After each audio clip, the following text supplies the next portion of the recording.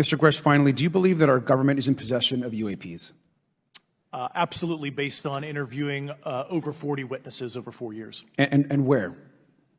I know the exact locations, and those locations were provided to the Inspector General and some of which to the intelligence committees. I actually had the people with the firsthand knowledge provide a protected disclosure to the Inspector General. Thank you. What astonished you the most about the flight capabilities of these Tic Tac, very briefly?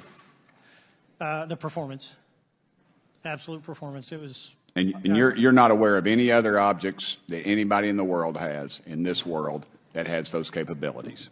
No, I think it's far beyond actually our material science that we currently possess. So there has been activity by alien or non-human technology and or beings that has caused harm to humans.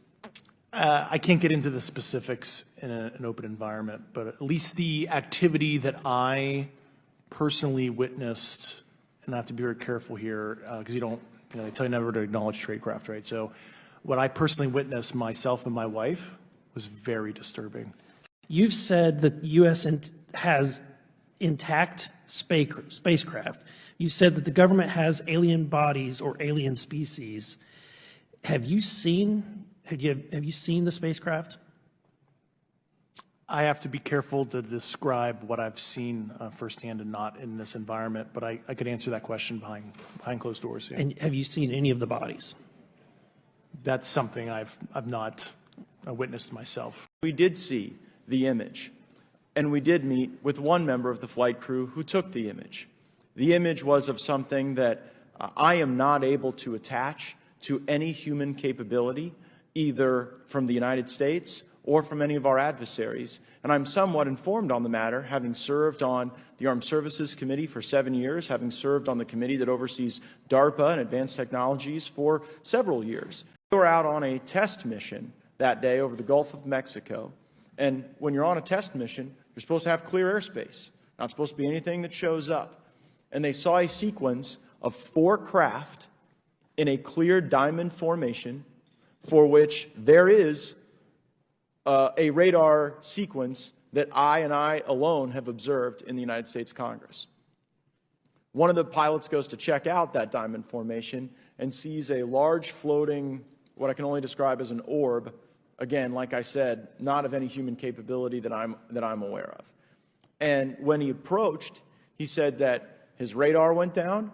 He said that his FLIR system malfunctioned and that he had to manually take this image from one of the lenses, and it was not automated in collection as you would typically see in a test mission. After upgrades were made to our jet's radar systems, we began detecting unknown objects operating in our airspace. At first, we assumed they were radar errors, but soon we began to correlate the radar tracks with multiple onboard sensors, including infrared systems, eventually through visual ID. During a training mission in Warning Area Whiskey 72, 10 miles off the coast of Virginia Beach, 2 F-18 Super Hornets were split by a UAP. The object, described as a dark gray or a black cube inside of a clear sphere, came within 50 feet of the lead aircraft and was estimated to be 5 to 15 feet in diameter. The mission commander terminated the flight immediately and returned base. Our squadron submitted a safety report, but there was no official acknowledgement of the incident and no further mechanism to report the sightings. Soon, these encounters became so frequent that aircrew would discuss the risk of UAP as part of their regular pre-flight briefs. Mr. Graves, again, I'd like to know, how do you know that these were not our aircraft? Some of the behaviors that we saw in a working area, we would see these objects being at 0.0 Mach, that's 0 airspeed, over certain pieces of the ground. So what that means, just like a river, if you throw a bobber in, it's going to float downstream.